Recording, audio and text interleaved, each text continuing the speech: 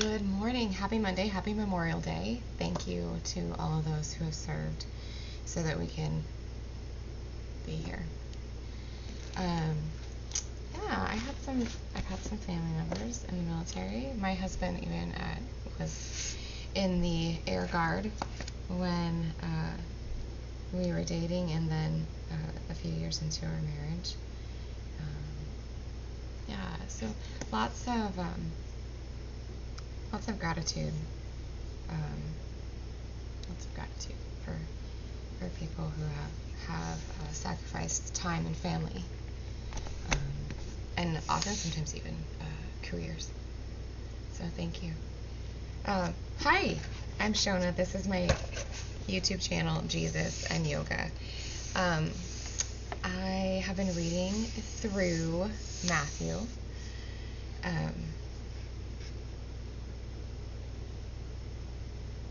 And let's do that one. Let's do that one. What I've been doing is in my journal that I got from my friend Heather. I've been going through and just writing down scriptures, passages that have kind of resonated with me, that I have enjoyed, or that I've brought some question about. So we'll go through a couple.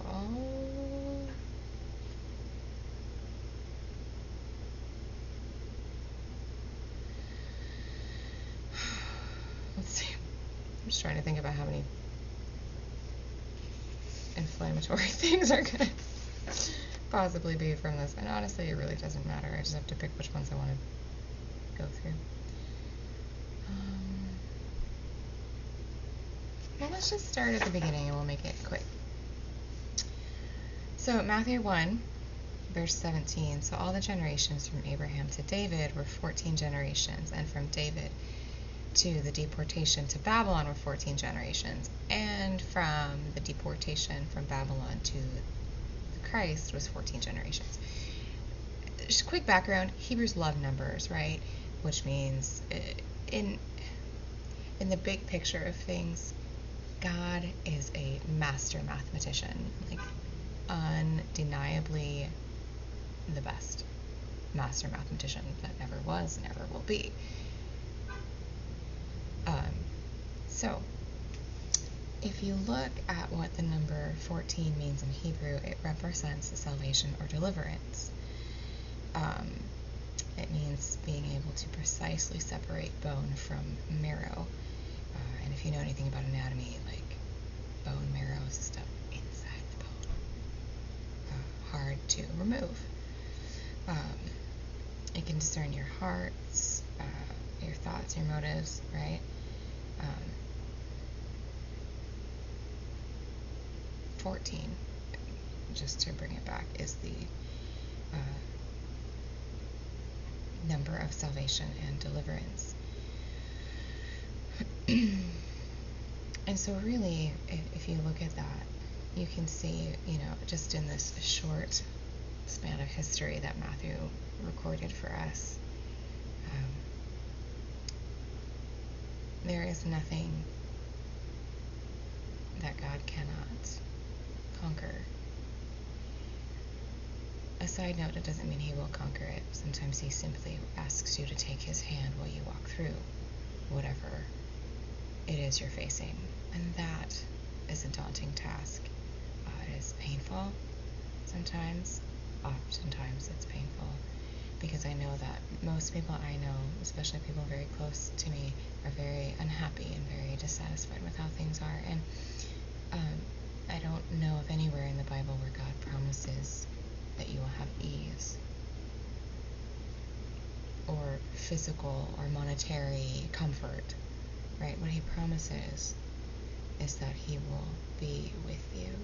He will either carry you, calm the storm, or walk you through it. Well, it doesn't mean those things aren't happening, right? And so when I went back through and reread this, I felt like God was saying to me, trust in my divine plan.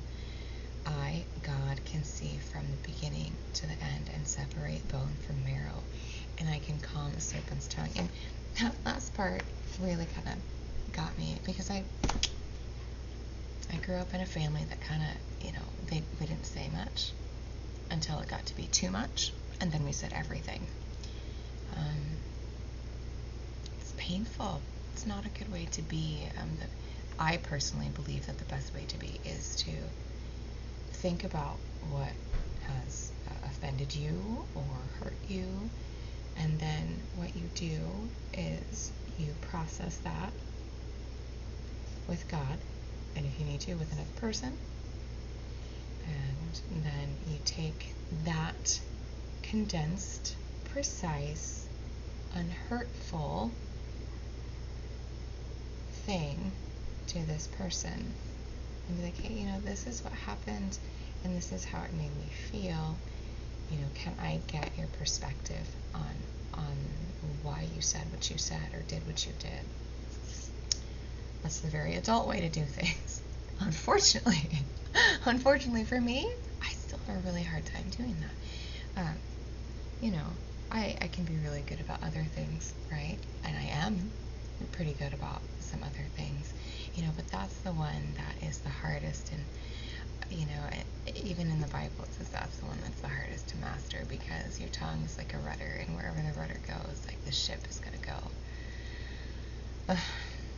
I'm not. So that's, if you want to pray for me, which I would love, please pray for me in that way. That will be done. It'll be all done, and my mouth will stop getting me in trouble. It would be great.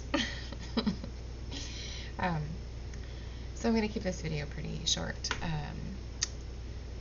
Yeah, just because that's what I need. I need brief, quick little things to just break up my day, because a lot has changed in my life. A lot has changed in my life, so I need quick moments to just breathe and catch my breath. So it's going to be a short video. I'm just glad I was able to do a short one today. I'm going to move out of the way here. My yoga mat is great. So we're not really going to do too much of a warm up. Ooh, you can't see my face. Let me come back here. You see my face?